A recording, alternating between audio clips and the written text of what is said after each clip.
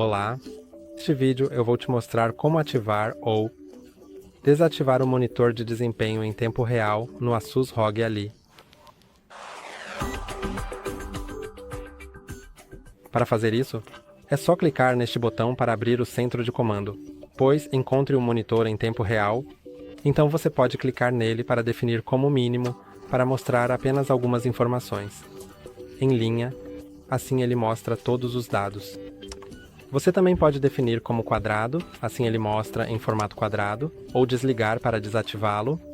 E se você não tiver a opção de monitor em tempo real no seu centro de comando, vá em configurações. Depois, em Editar Centro de Comando, clique em adicionar e adicione o monitor em tempo real. Então volte, é isso por hoje. Não esqueça de curtir e se inscrever. Até a próxima!